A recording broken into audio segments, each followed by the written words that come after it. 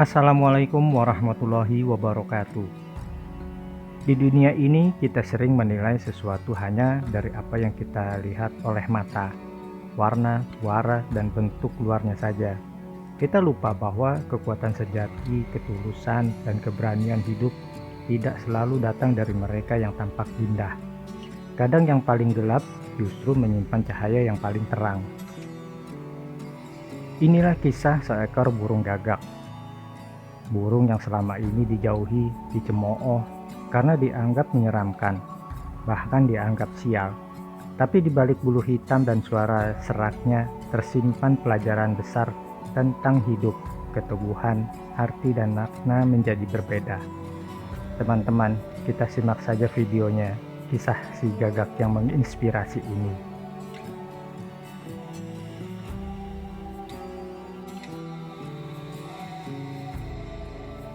Di hutan belantara yang lebat dan belum sekalipun terjamah oleh manusia, hiduplah seekor burung gagak bernama Gio.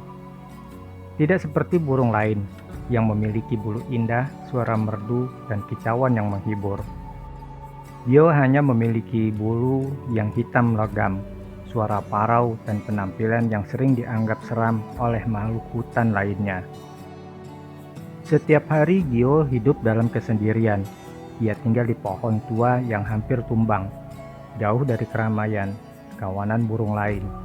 Ketika burung merak menari memamerkan warna-warna cerahnya, atau sang kolibri bernyanyi di atas bunga, Gio hanya melihat dari kejauhan. Bila ia mencoba mendekat, burung lain menyingkir dan berbisik, "Jangan dekat-dekat dengan si pembawa sial." Gio sering bertanya pada dirinya sendiri, "Mengapa aku diciptakan berbeda? Apakah aku tidak layak untuk dicintai? Apakah warna buluku membuatku lebih buruk dari yang lain?" Namun dalam hatinya yang sedang galau, Gio memupuk satu hal yang tak terlihat, keteguhan dan ketulusannya. Musim berganti, hutan yang dulu hijau berubah menjadi kering dan gersang. Daun-daun gugur, sungai-sungai mengering, dan buah-buahan tak lagi tumbuh. Semua burung mulai kesusahan. Burung cantik yang biasa dipuja kini kehausan. Burung penyanyi kehilangan suaranya karena kerongkongannya yang kering. Tidak ada lagi nyanyian atau tarian. Hanya ada keheningan dan kelaparan. Namun Gio yang sudah terbiasa hidup dalam keterbatasan tetap bertahan. Ia tahu di mana bisa menemukan embun pagi. Ia hafal tempat rahasia menyimpan sisa air dari celah-celah batu. Ia kuat menghadapi teriknya matahari dan angin panas. Ia terbang lebih jauh, mencari sisa makanan di balik rerumputan, menapaki jalan yang tak berani dilewati burung lain. Satu hari, saat Gio sedang mencari air di sisi jurang, ia melihat seekor burung merpati putih yang lemah dan hampir pingsan. Sayapnya patah, paruhnya kering, dan di matanya terlihat ia kehilangan semangat hidup. Tanpa ragu, Gio menghampiri dan menyuapkan potongan buah kecil yang ia simpan. Ia terbang beberapa kali hanya untuk membawa tetesan embun yang ia tampung dari dedaunan. Malam itu, Gio menutupi tubuh merpati dengan sayapnya yang hitam untuk melindungi dari dingin. Hari demi hari, Gio terus merawat burung itu. Ia tidak peduli meski tubuhnya lelah, meski perutnya kosong. Ia tahu hidupnya bukan hanya untuk dirinya sendiri. Burung-burung lain mulai memperhatikan. Mereka bertanya-tanya, siapa yang merawat si merpati? Dari mana ia mendapat kekuatan di saat semua merasa lemah? Lambat laun, mereka menyadari, itu Gio.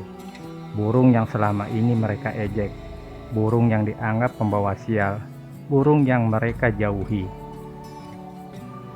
Namun kini di tengah krisis, hanya Gio yang sanggup berdiri membantu. Bukan karena ia hebat, tapi karena ia telah terlatih dari rasa sakit dan kesepian. Penghinaan yang dulu ia terima, diam-diam telah membentuknya menjadi lebih kuat, lebih sabar, dan lebih bijak. Akhirnya, datanglah musim hujan. Hujan turun dengan lebatnya. Tanah yang kering mulai hidup kembali. Daun tumbuh, air mengalir, dan kicauan kembali terdengar. Hutan kembali segar. Namun ada yang berbeda kali ini. Saat Gio terbang melintasi pepohonan, tidak ada yang menyingkir. Justru burung-burung lain menyambut dan mengangguk hormat. "Terima kasih Gio," kata si merpati. "Kamulah yang menyelamatkanku. Kamulah harapan di tengah musim kemarau." Kini Gio tidak lagi hidup dalam bayangan. Ia tetap gagak dengan bulu hitam dan suara serak. Tapi burung-burung di hutan tahu, dalam tubuh sederhana itu tinggal jiwa paling mulia. Teman-teman, pesan moral dari cerita kehidupan ini adalah, kadang mereka yang paling tidak kita perhitungkan justru adalah yang paling berharga. Jangan pernah meremehkan seseorang hanya karena penampilannya. Ketulusan, keberanian, dan kekuatan sejati sering tersembunyi dalam bentuk yang paling sederhana. Tetap semangat. Assalamualaikum warahmatullahi wabarakatuh.